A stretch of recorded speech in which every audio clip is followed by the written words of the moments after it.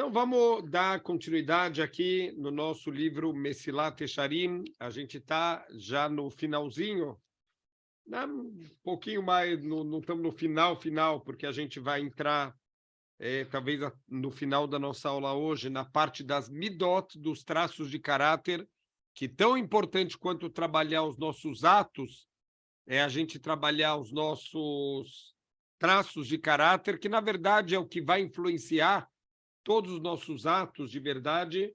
Então, a gente vai ver talvez os traços de caráter que mais precisam ser trabalhados, mas em termos assim das transgressões, como a gente explicou no começo aqui do capítulo, que, óbvio, em todas as 613 mitzvot da Torá, a gente pode, Bezrat Hashem, melhorar aqui na nossa nekiut, que seja a mitzvah feita completamente limpa, sem nenhum traço de erros, de outras ideias, outros propósitos que a gente faz as mitzvot. Então, e também os detalhes, o ajuste fino, mitzvot muito difíceis, mitzvot que envolvem o dinheiro.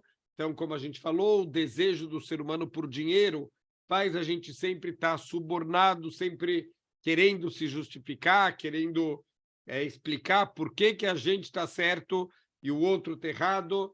Falamos também de toda a parte dos desejos físicos do ser humano, falamos da parte da comida, que também é um grande Yetzer Hará que o ser humano tem.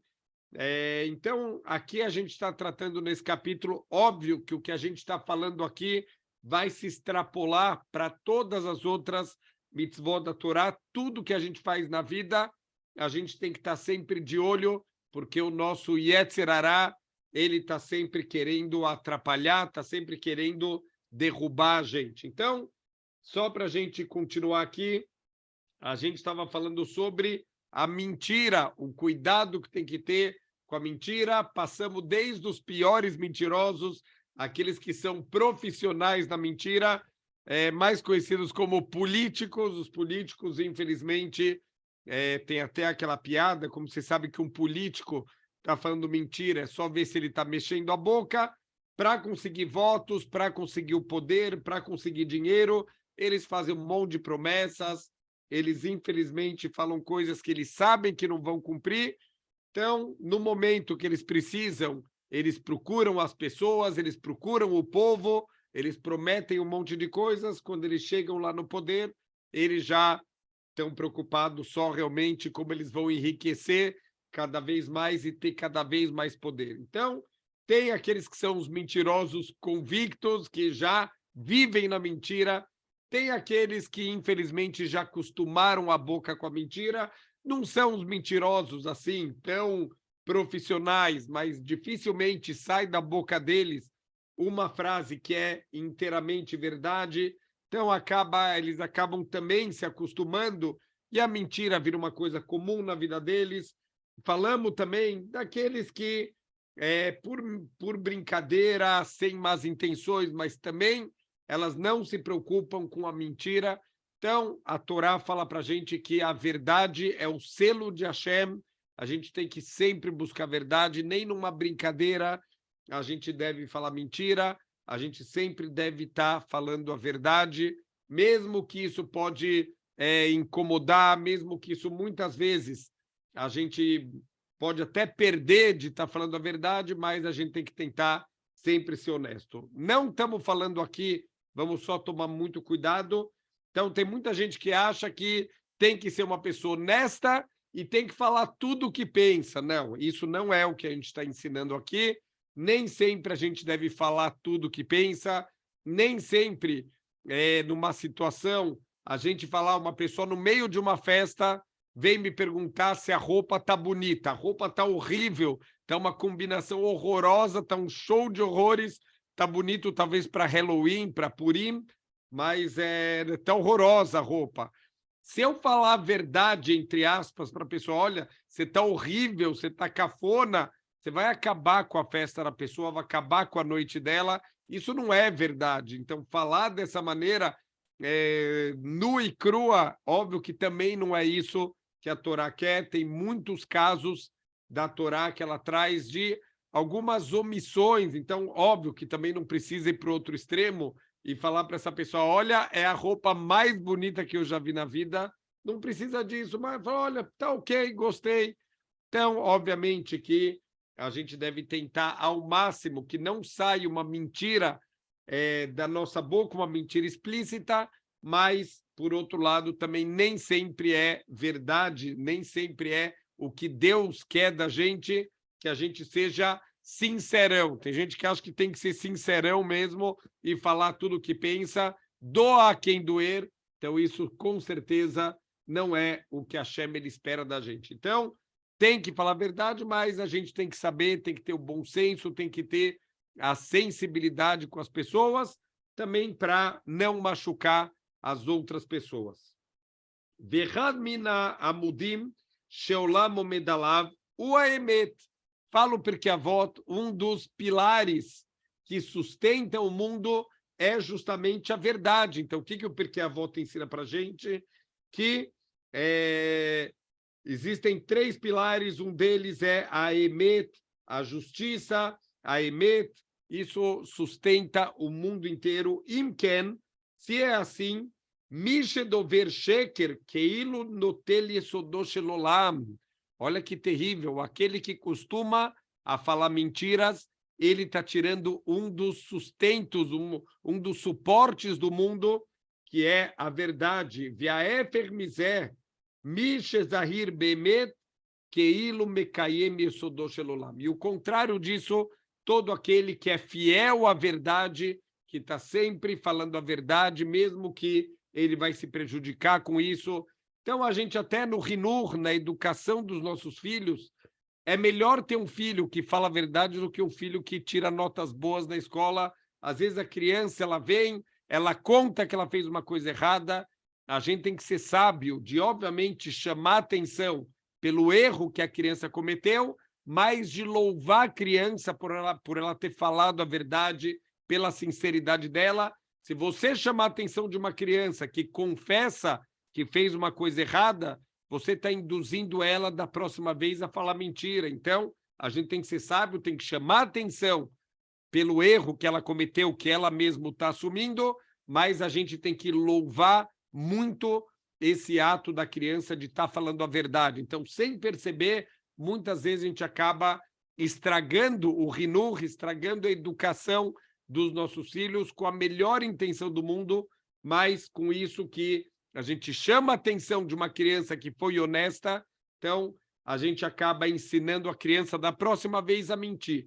E outra coisa importantíssima é o exemplo do Gmaishi, uma criança que vê os pais que sempre falam a verdade, que são pessoas honestas, são pessoas retas, a tendência natural é que a criança também vai ser uma pessoa honesta, ele vai olhar os pais e vai se espelhar, olha, meu pai sempre fala a verdade, mas se a criança está em casa, toca o telefone, o pai fala, avisa que eu não estou. Então, a criança já vai aprendendo que não tem problema nenhum falar mentira. Olha, aqui um pouquinho, lá outra mentira e lá outra mentira. A criança aprende que é uma coisa normal. Uma vez um pai, ele estava com 2 crianças num estádio de futebol, uma criança de 7 anos e uma criança de 6 anos, até 5 anos não paga. Então, o homem da bilheteria pergunta qual a idade dos teus filhos, e o cara fala, olha, um tem 7 anos, um tem 6 anos. Os 2 pagavam. Então, o dono da bilheteria vira para o pai e fala, olha, esse aqui, o menorzinho, ele é pequenininho, você podia ter me falado que ele tinha 5, ele entrava de graça. Por que você bobeou e não me falou que ele tinha 5 anos? E esse homem vira para o cara da bilheteria e fala, você não ia saber que ele tem 6 anos, mas ele sabe. Por causa de R$20, eu não vou estragar a educação do meu filho. Então, cuidados que a gente tem que ter no dia a dia, Hinur dos filhos, educação dos filhos, transmissão de valor para os filhos, vem principalmente dos atos, do exemplo que o filho ele vai se espelhar nos pais. Então, quanto mais o pai ele está conectado com a emet, com a verdade, mesmo quando não é uma coisa simples, mesmo quando não é uma coisa agradável, mesmo que pode ter consequências não tão agradáveis assim, mesmo assim a gente deve tentar, na maioria dos casos, em todos os casos, se for possível, a gente está conectado com a verdade. Kvar-se para o Hachamim Zal, e já contaram os nossos sábios no Talmud, no Tratado de Sanhedrin, Meoto Amakom Shayu Zeirim Bemet, naquele lugar onde as pessoas eram extremamente cuidadosas em sempre falar a verdade, Shelo Ayu Malach Hamavet Sholet Sham. Olha que incrível, existia um lugar que as pessoas só falavam a verdade e o anjo da morte não conseguia entrar lá, o anjo da morte não tinha poder sobre as pessoas daquela cidade. O Lefi Sheishto Shel Rabbi Ploni Shinta Bidvarea, mas teve a esposa de um certo rabino que morava naquela cidade, que ela mentiu, ela mudou aqui alguma informação nas palavras dela, mesmo que ela fez isso com ótimas intenções. Então, o que aconteceu? Gerta Bahem Malachamavet, o anjo da morte veio reclamar com os habitantes da cidade. Olha, até hoje eu não mexia com vocês, porque nessa cidade todo mundo fala a verdade, mas agora acabou. Até que decidiram expulsar essa mulher da cidade por causa disso, por causa dessa mentira, com boas intenções que essa mulher falou. Depois que essa mulher foi expulsa, voltou a tranquilidade na cidade, significa voltou a ser uma cidade onde o anjo da morte não tem força sobre os habitantes. E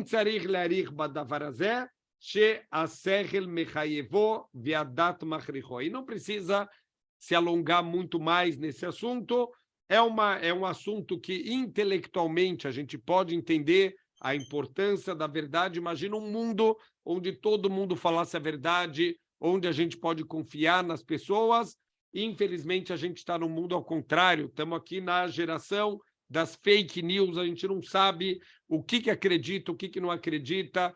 Então, os maiores mentirosos, eles se tornam justamente os julgadores do que é verdade, o que é mentira. A mídia que distorce tudo, eles são, hoje em dia, os que decidem o que é fake news, o que não é fake news. Então, estamos em tempos difíceis hoje em dia em relação ao conceito da verdade. Então, que a gente tem que saber, quando certa característica ela é muito rara no mundo, então, aqueles que conseguem se manter dentro dessa característica, o Sahara, a recompensa é ainda maior. Então, não está fácil a gente viver hoje em dia com a verdade.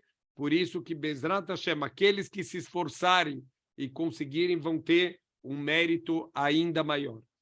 Agora vamos falar de uma transgressão gravíssima, que também tem muitas derivações e que a gente deve ser extremamente cuidadoso, porque aqui pode ter consequências muito grandes, chamado Hilul Hashem. A gente até agora está falando, muitas coisas até agora que a gente trouxe são principalmente Ben Adam Lechaveró, da pessoa com o seu companheiro. O Hilul Hashem é da gente com Deus, é denegrir o nome de Deus, manchar o nome de Deus aqui no mundo. Gam ken hem rabim ugdolim, as derivações, anfei Hilul Hashem, as derivações do Hilul Hashem também são muito numerosas, são muito significativas. Que arbe tzarich adam liot chas al kvod kono, porque a gente deve ser extremamente cuidadosos com a honra do Criador do mundo. Então, é muito fácil, Deus nos livre, a gente acabar manchando o nome de Deus, principalmente o povo judeu, que recebe aqui um apelido, entre aspas, o povo escolhido de Deus. Então, isso não é só simplesmente um apelido, a gente sabe que a partir do momento da entrega da Torá no Har Sinai, o povo judeu é o povo escolhido para trazer para o mundo a mensagem de Deus, não só dentro do povo judeu, para todos os povos do mundo. A gente sabe o conceito do profeta que fala que o povo judeu tem obrigação de ser uma luz para a humanidade inteira, quer dizer, para o mundo inteiro, para todos os povos do mundo.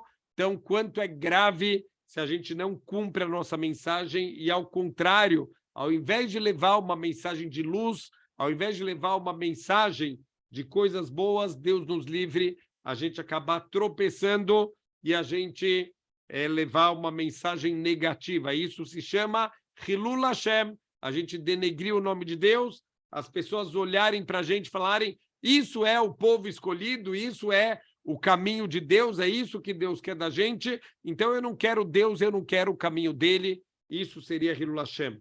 O Behol Ma Sheyaseh Sarir Sheistakel Veidbonen Meod. Essa é a essência, talvez, essa frase é a essência do livro Mesilat Yesharim. Tudo que a gente vai fazer na vida tem que fazer com cuidado e com reflexão. Isso é uma das primeiras frases que a gente falou aqui no livro, que a pessoa o tempo inteiro deve estar refletindo a curto prazo e a longo prazo em tudo que ele faz na vida. Então, a gente tem que ser cuidadoso com todos os atos, com tudo que a gente vai fazer, quais vão ser as implicações, como as pessoas de fora estão olhando para a gente. Óbvio, não estamos falando isso, o mundo hoje em dia virou escravo do que os outros vão pensar, se vai ter like lá no Facebook, quantas curtidas teve, a pessoa vive disso. Hoje em dia as pessoas estão tão frágeis psicologicamente que vem alguém e critica, a pessoa já entra em depressão, então a pessoa vive disso, de likes. Óbvio que não é isso que a gente está falando, da gente viver preocupado com a opinião dos outros, mas, ao mesmo tempo, sim, existe um aspecto de nossos atos, o nosso impacto, a nossa influência sobre as outras pessoas. Sempre a gente tem que estar medindo se a gente está trazendo para as pessoas ensinamentos bons, bons modelos, bons exemplos. Da mesma forma que a gente falou do rinur das nossas crianças, a educação dos filhos é através dos atos, é através de ser um modelo para eles, assim é para o mundo inteiro. A gente, mais do que uma aula para ensinar as pessoas, o que quer dizer que o povo judeu tem que ser uma luz para as nações do mundo, não quer dizer da gente dar aulas de Torá para o mundo inteiro, quer dizer nós nos transformarmos em exemplos vivos. A gente tem que ser um mussar ambulante, uma aula de ética ambulante para as pessoas, para a gente poder fazer Kiddush Hashem, para a gente poder santificar o nome de Deus. Um exemplo, o Rav Salanter, ele cobrava muito isso das pessoas. Então, a gente que mora, por exemplo, aqui no Brasil, que a gente tem muito contato com os outros povos, a gente tem muito contato aqui com pessoas de diversas religiões, quanto a gente tem que usar o nosso rosto como uma placa de boas-vindas, o sorriso, como é importante a gente estar feliz e mostrar como a gente está bem, como a gente vive de uma maneira equilibrada, de uma maneira harmoniosa. Isso é o maior shiur, a maior aula que a gente pode dar para qualquer pessoa.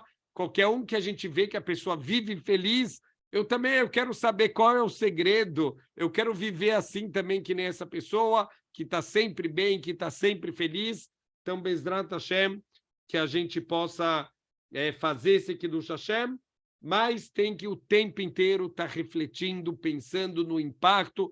Falo, não falo, faço ou não faço, as pessoas vão ver, as pessoas vão pensar que eu estou fazendo uma coisa errada.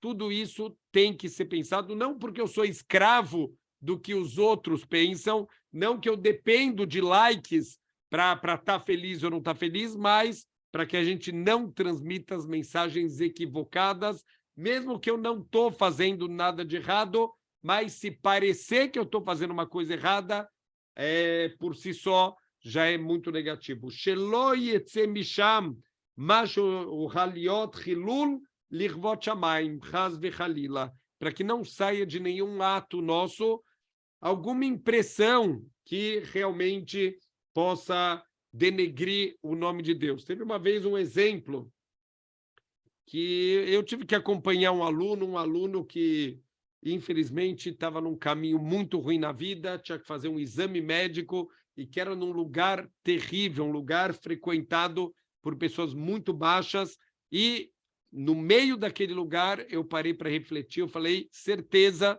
que eu estou fazendo Hilul Hashem, eu não podia estar aqui vestido desse jeito, com esses tipos de pessoas. Quem vai me ver frequentando aqui não sabe que eu estou fazendo, não sabe que eu estou acompanhando.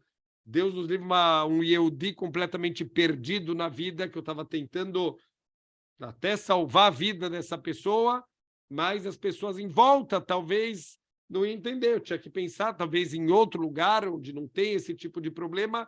Quer dizer, tem que pensar em todos os impactos, mesmo que eu não estava fazendo nada de errado, ao contrário, estou ajudando uma outra pessoa, estou Messirut Nefesh, estou me arriscando de ir num lugar desses para acompanhar um outro Yehudi que estava precisando, mas talvez naquele momento eu não pensei em todo o impacto. Então, detalhes que a gente tem que sempre levar em consideração. O Kvar Shanino, e a gente já ensinou no Pirkei Avot, Echad Shogeg vechad Mezid Bechilul Hashem.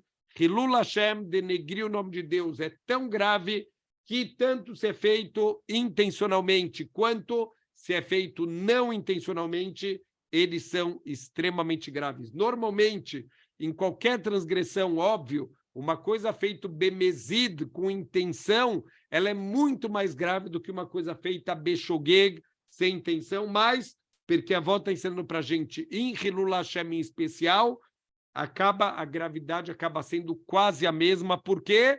Porque o nome de Deus está sendo manchado. Então, por isso que é tão importante a gente ser cuidadoso com todos os nossos atos, principalmente em público. Dá um exemplo até dentro de casa, no convívio que a gente tem com funcionários, dentro da empresa, de ser um bom patrão, de ser uma pessoa honesta. Deus nos livre de não fazer nada que possa parecer para as pessoas que o nosso comportamento é desonesto ou é imoral, como a gente tem que ser cuidadoso com a nossa conduta. Ve'amruzal, e assim para os nossos sábios no Tratado de Yomá, Eihidami Hilul Hashem. O que se configuraria Hilul Hashem? Muita calma, porque óbvio que o Hilul Hashem é medido de acordo com o nível da pessoa. Quanto maior o nível da pessoa, quanto mais os olhos estão voltados para essa pessoa, esperando um certo comportamento, maior é o Hilul Hashem. Então, aqui no Talmud, para eles, Hilul Hashem são coisas que, para a gente, talvez a gente não conseguiria nem cumprir na nossa vida. Para eles já é considerado Hilul Hashem. Kegon ana deshakelna bisra velo yahivna dame lealter. Aqui é um caso, talvez para a gente também se aplica, é a pessoa entrar numa loja, ele comprar carne e ele não pagar, ele deixa pendurado. Óbvio que ele vai honrar, óbvio que no final do mês ele paga tudo, mas pessoas na rua que vêm, olha só, o rabino fulano, ele vai lá na loja, ele pega a carne e ele vai embora. Eu vi ele saindo sem pagar. Você acredita que esse rabino aí, ele vem aqui na sinagoga, ele fala para a gente sobre honestidade, e ele vai no açougue, ele rouba a carne do açougue. Deus me livre, ele óbvio que vai pagar, ele anota tudo, ele é extremamente rigoroso, mas cuidado para que as pessoas em volta não pensem que você, com toda a sua Torá, você está roubando carne lá do açougue. Rabi Yohanan Amar, o Rabi Yohanan traz uma outra opinião, o que é o Hilul Hashem, que é gonana demasgeina arbamot belot Torá, o belot filin. Então, o Rabi Yohanan fala, Hilul Hashem é alguém como nós andar arbamot, 2 metros, sem estar estudando Torá e sem estar vestindo o tefilin. Então, de novo, são níveis para essas pessoas que são grandes rabanim, que são os pilares da Torá do mundo, para eles andar 2 metros na rua sem Torá é Hilul Hashem. O tempo inteiro a vida deles está imerso no estudo da Torá. Venyan shekol adam lefi madregato, cada um de acordo com o seu nível. O lefi masheu nershav beinei ador, e da maneira como ele é considerado aos olhos daquela geração, sarir sheitbonen lebilti asodavar, bilti agund leish kmoto. Ele deve ser cuidadoso para que ele não faça nenhuma atitude que não é correta para alguém do nível dele, alguém que é aos olhos de todo mundo, alguém tão grande, alguém tão especial, fazer um ato que pareça para as pessoas que ele está fazendo um ato pequeno.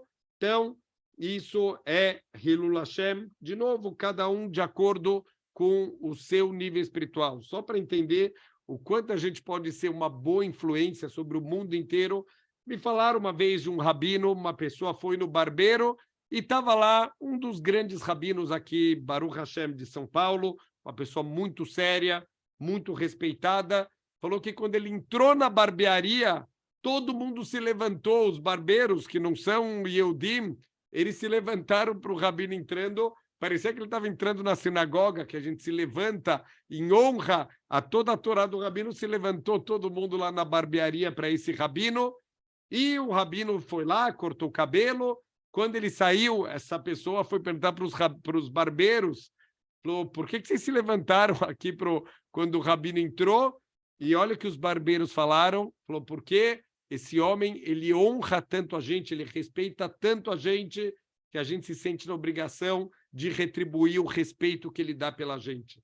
Então, olha que incrível, quando faleceu também o Rav Shlomo Zalman Auerbach, Zeher Tzadik Livrachá, contam que no enterro dele estava lotado de taxistas, muitas vezes não religiosos, pessoas afastados da Torá e das mitzvot, que viviam lá em Eretz Israel, mas que não são cumpridores de Torá e mitzvot, e estavam lá no enterro do Rav Shlomo Zalman, Zeher Tzadik Livrachá. Então perguntaram para os taxistas, por que vocês estão aqui?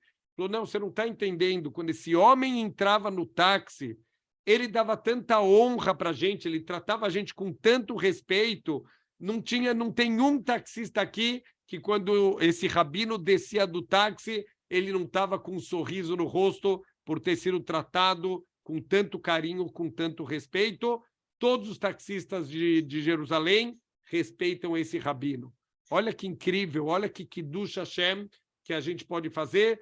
E olha que história maravilhosa. Quando faleceu, o Rav Moshe Feinstein, Zeher Tzadik Livrachá, então tinha uma moça que trabalhava de faxina num hospital lá dos Estados Unidos, e ela não parava de chorar. O diretor do hospital ficou preocupado, chamou a moça, falou, aconteceu alguma coisa, e ela começou a chorar e contou que tinha falecido o Rav Moshe Feinstein. E o diretor falou, olha, eu nem sabia que você era judia. Eu falei, não, eu não sou judia. Eu falei, por que você está chorando tanto pela morte do rabino?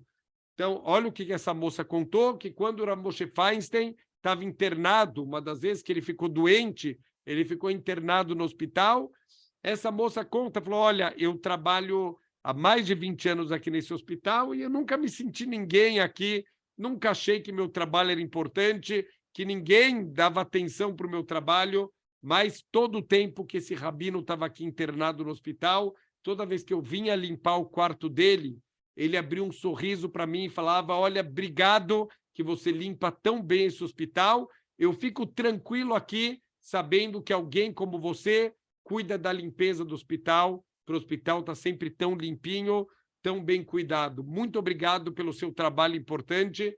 Esse homem me deu vida. Como que eu não vou chorar por um homem assim? Isso é Kiddush Hashem. Então, comportamentos simples que a gente pode fazer que podem influenciar as pessoas em volta, e o contrário disso, Deus nos livre, é Hilul Hashem, que kefir abot hashivuto vechormato, quanto maior a sabedoria, quanto maior a importância de uma pessoa, ken raui sheyarbe zeiruto bedivrei avodá vedigdukoba. Mais ainda, a pessoa tem que ser cuidadosa em todo o serviço dele, em todos os detalhes, porque todos os olhos estão voltados para essa pessoa.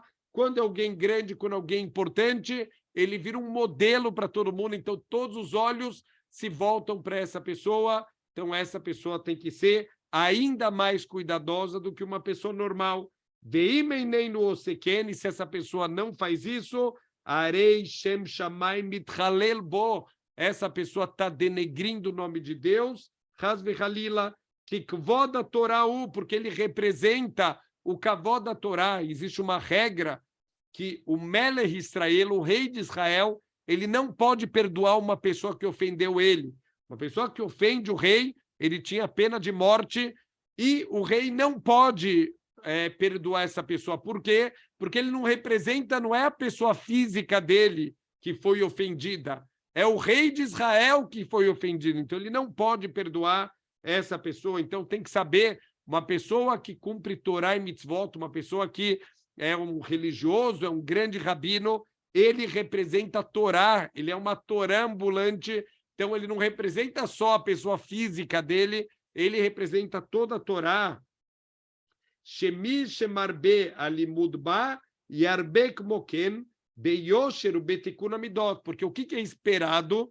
Que quanto mais a pessoa estuda a Torá, mais a pessoa aumenta a sua retidão, mais ele vai consertar os seus traços de caráter. É isso que é esperado, porque a gente sabe que é para isso que Hashem deu a Torá. Quer dizer, alguém que cresce em Torá e não cresce em Midot, que não melhora o seu comportamento, então, para que ele está estudando a Torá? Pelo kavod dele, pela honra dele, para as pessoas se levantarem quando ele entra na sinagoga? Então, é esperado de uma pessoa que quanto mais ele estuda a Torá, quanto mais ele conhece, melhor ele tem que se comportar. Bekol ma sheyersar mizeh, e tudo que faltar de derech eretz, de bom comportamento, de midot tovot nessa pessoa, lemi shemarbe belimud, naquele que estuda muito, aquele que se dedica para estudar a Torá, gorem bizayon la limud atzmo, ele causa uma vergonha, não é de novo, não é a pessoa física dele, é para o próprio estudo da Torá, que as pessoas vão olhar e falar, para que eu vou estudar a Torá? Para ser que nem o fulano, que se comporta assim, que grita com as pessoas, que não respeita, que não é honesto, o cara passa o dia inteiro estudando Torá e não se comporta bem, para que eu vou estudar a Torá? É o limud que está sendo atingido, o estudo da Torá, que acaba sendo denegrido e diminuído. Isso é denegrir, é manchar, é diminuir o nome de Deus no mundo. Porque foi Hashem que deu para a gente a sua Torá sagrada, e ele nos ordenou que a gente se ocupasse do estudo da Torá,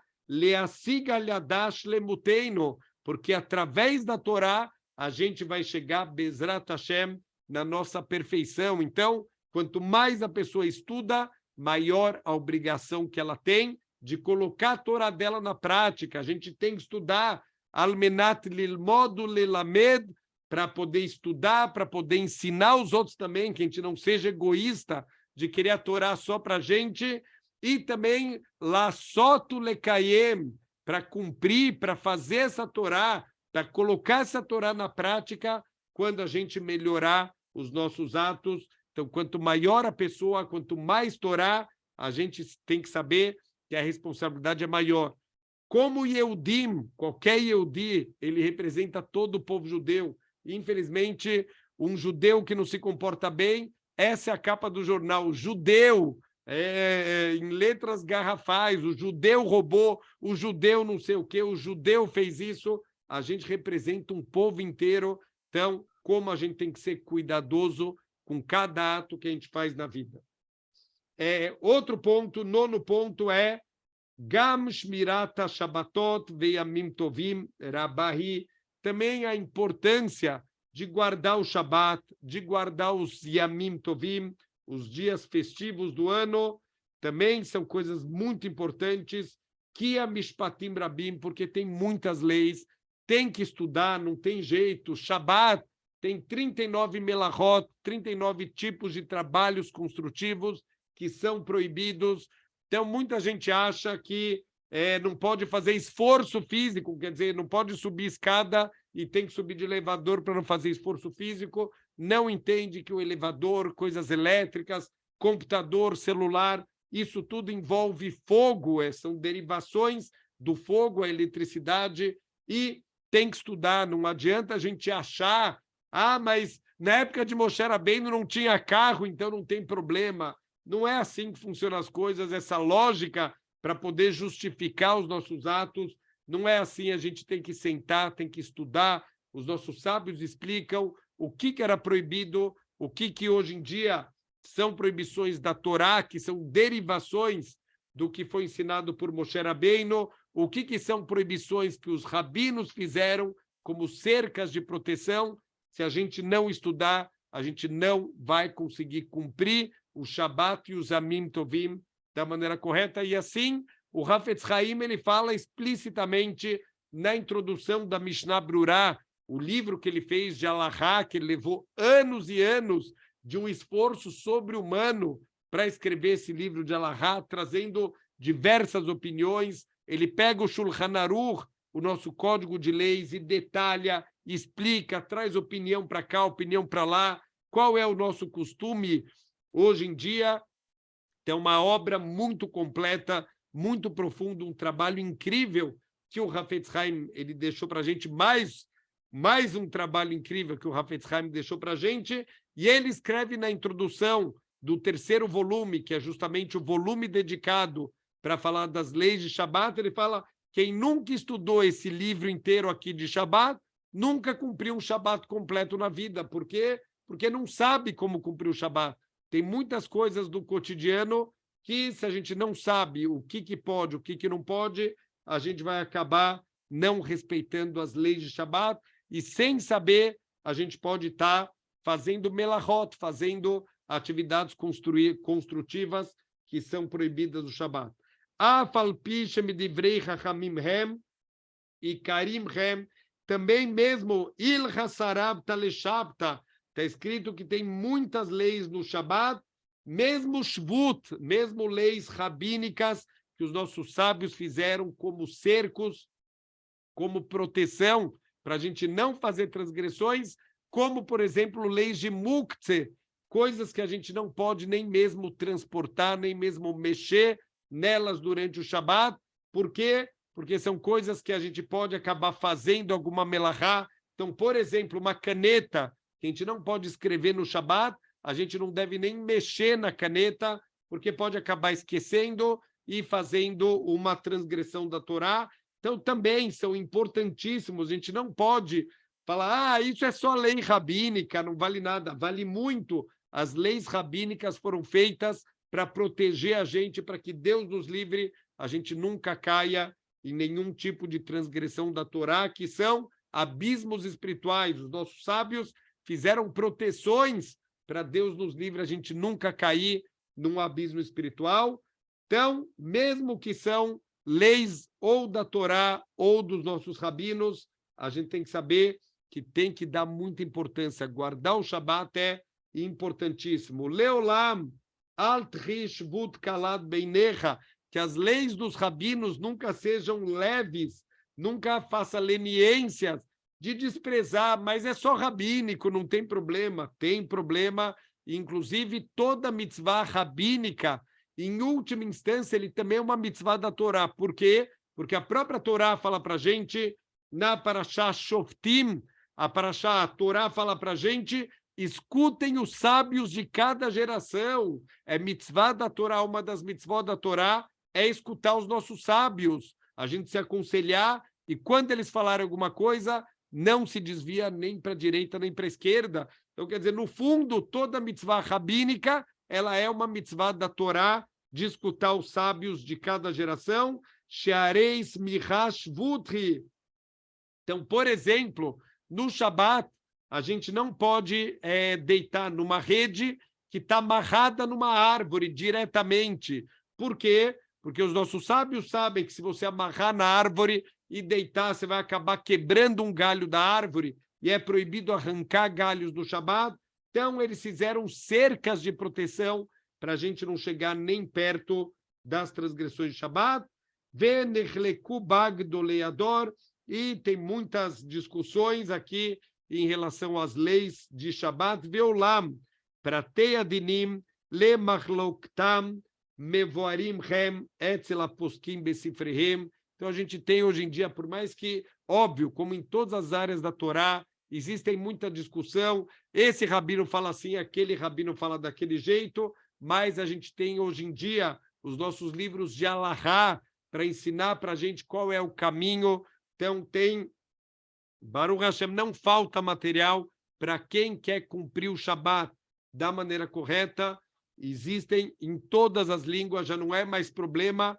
Hoje em dia, desde a invenção do Gutenberg, que inventou a gráfica, que inventou as máquinas para impressão de livros, a imprensa, quando o Gutenberg inventou na Revolução Industrial, Isso acabou com a nossa desculpa que, não sabia, por que não leu, por que não estudou, por que não procurou? E Baruch Hashem, cada vez mais estão saindo excelentes livros, também em português, para a gente estudar.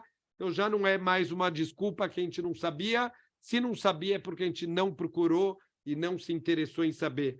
Vekulam shavim lechovateinu bam ulezhirut amitztarech. Todas as leis, tanto da Torá quanto rabínicas, elas são igualmente importantes e obrigatórias que a gente tome cuidado para não transgredir.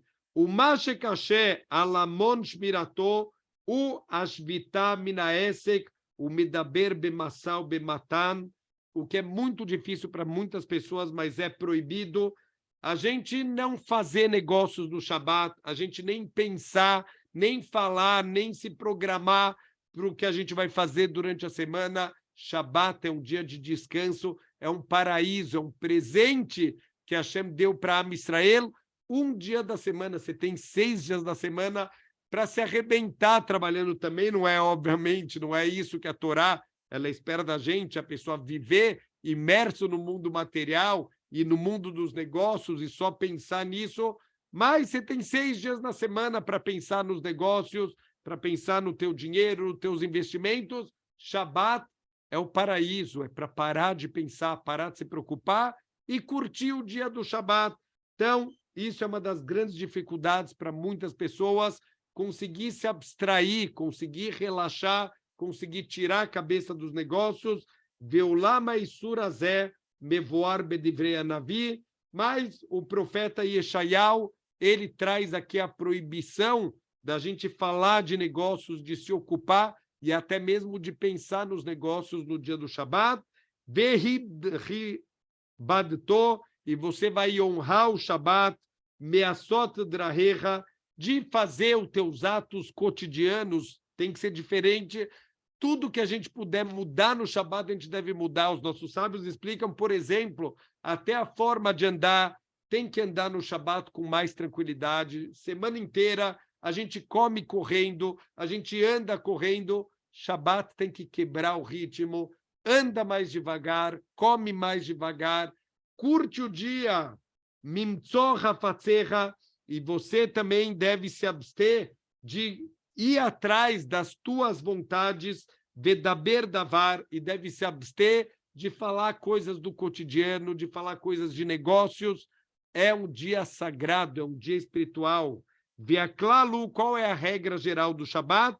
Shekol ma she'asur beShabat la'asotó, asur leishtadel bavuro, ou leaskiró bepiv. Tudo que é proibido fazer no Shabat, também é proibido a gente fazer qualquer esforço por esse objetivo, ou até mesmo falar isso, mencionar verbalmente é proibido. Então, não se fala no Shabat, por exemplo, na terça-feira eu preciso viajar e na quarta-feira eu preciso fechar um negócio. É proibido falar. Da mesma maneira que é proibido viajar no Shabat e fazer compras e vendas no Shabat, também não pode falar sobre isso no Shabat.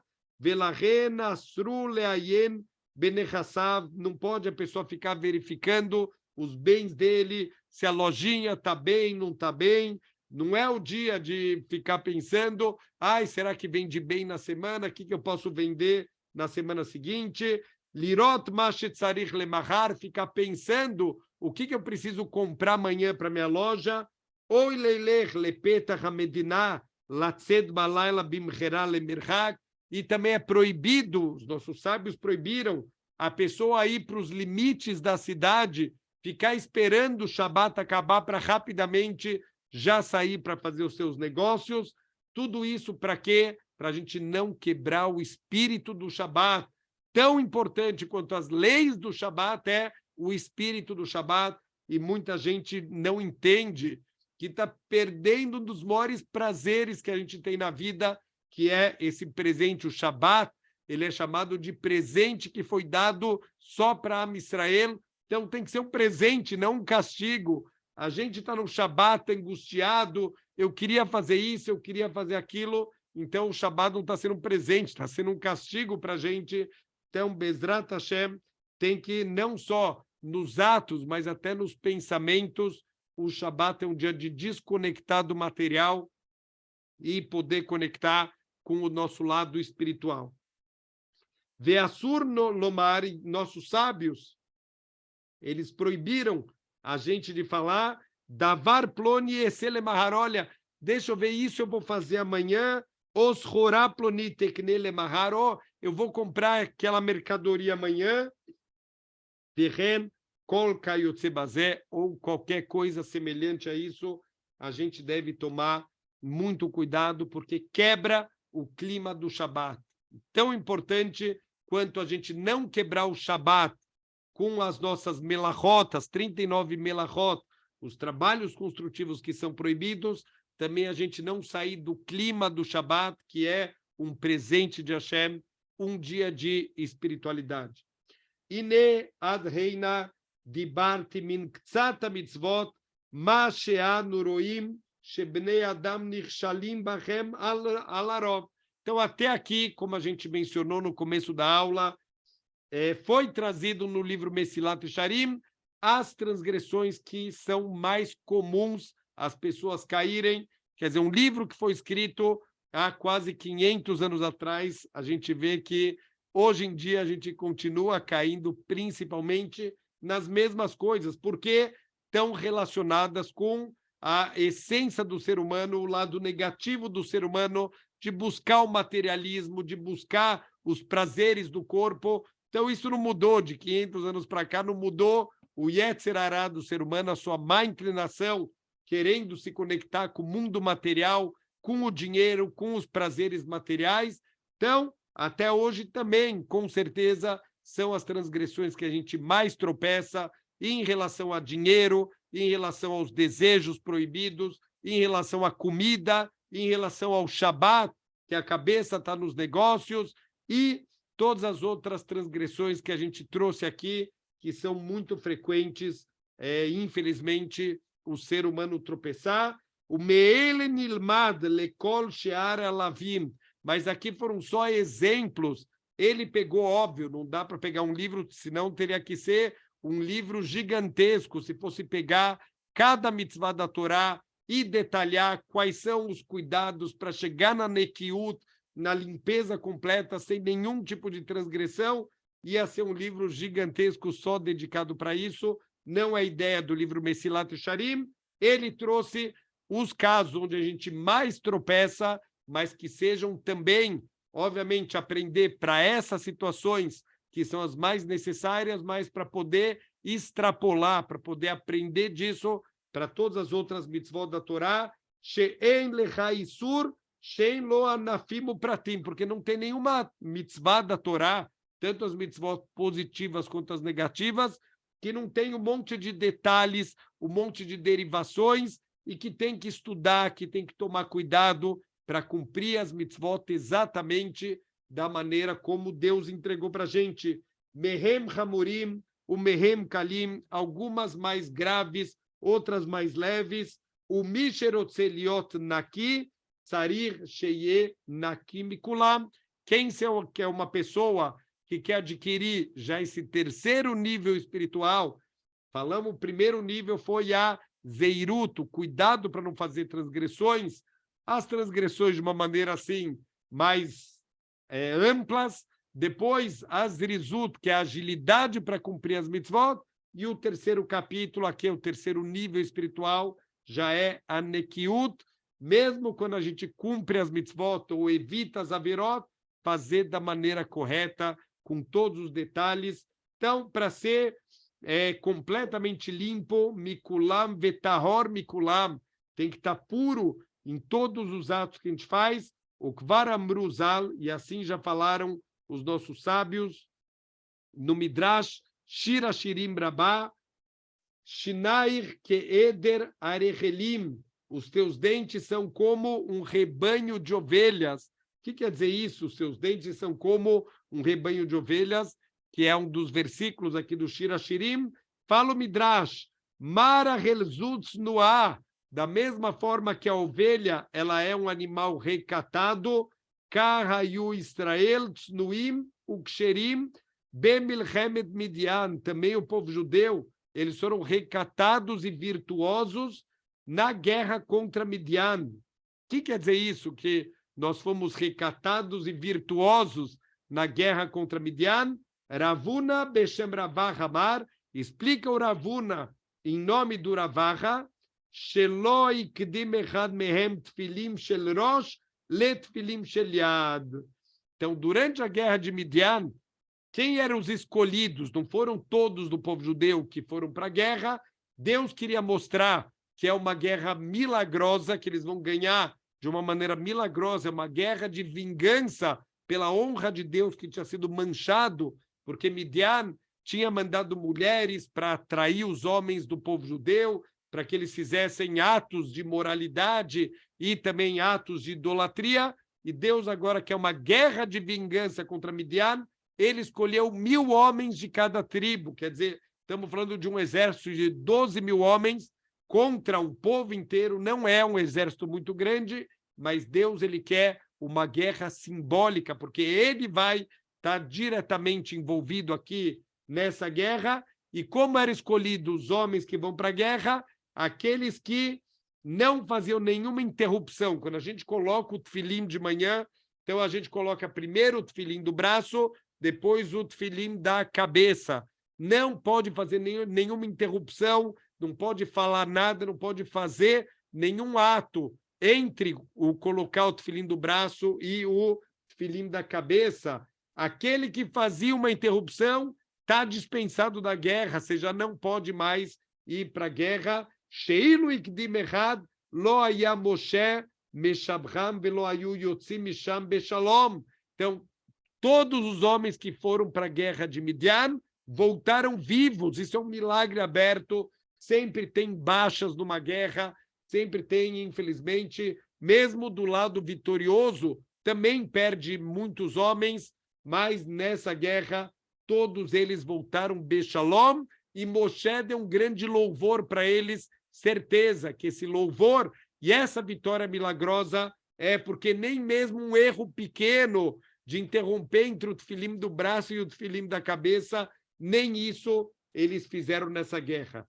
Vehen amru beYerushalmi, assim também está escrito no Talmud Yerushalmi, o Mesaper ben Ishtabar leyotzer averahi beyado verozer aleia miorhea milchama. Qualquer pessoa, a gente tem na nossa tefilá, só uma explicação muito rápida para entender, a gente tem na nossa tefilá, a primeira parte no Shaharit, se chama Psukei de Zimra, são principalmente alguns salmos que é como uma preparação espiritual para a gente fazer a reza. A parte central da nossa tefilá, obviamente, é a nossa Amidá, a nossa reza silenciosa. Mas tem o Psukei de Zimra primeiro, que são esses salmos que a gente faz. Depois tem o Shema Israel, com brachot de antes e brachot de depois. E, finalmente, a gente tem a Amidá. Aquele que interrompe entre o Ishtabar, que é o final do Psukei de Zimra, e o Yotzer, que é a primeira brachá do Shema Israel, essa pessoa tem uma transgressão nas suas mãos e ele volta do fronte de batalha. Ele já não tem méritos, ele já não tem mais a nekiut, ele já não é uma pessoa mais completamente limpa aqui de transgressões, ele já não tem mais méritos para que Deus faça para ele esse grande milagre. Então, olha que incrível o nível que eram os soldados que vão para as guerras. É por isso que a gente vê que das guerras saíram vitórias milagrosas, toda a conquista da terra de Israel, que desabavam as muralhas, que eram vitórias completamente milagrosas. Tudo isso era pelo mérito dos combatentes, que eram pessoas extremamente puras e sagradas, e por isso eles mereceram todo esse tipo de proteção divina. Então, terminamos os atos e, Bezrat Hashem, nas próximas aulas, a gente vai focar em algo não menos importante, que são as midot, os traços de caráter, como a gente vai se limpar de traços de caráter negativo. Ele vai entrar aqui também, da mesma forma que não dá para entrar em todas as 613 mitzvot, também não dá para entrar em todos os traços de caráter, mas ele vai escolher justamente aqueles que são mais difíceis, que são a gavá, esse é o pior de todos, o orgulho, o cas, a raiva, a quiná, a inveja, e a tavá, que são os desejos. Bezrat Hashem, a gente vai trabalhar para arrancar todos esses tipos de traço de caráter negativo e, Bezrat Hashem, a gente chegar na nekiut, na limpeza, também nos nossos traços de caráter. Shabbat Shalom.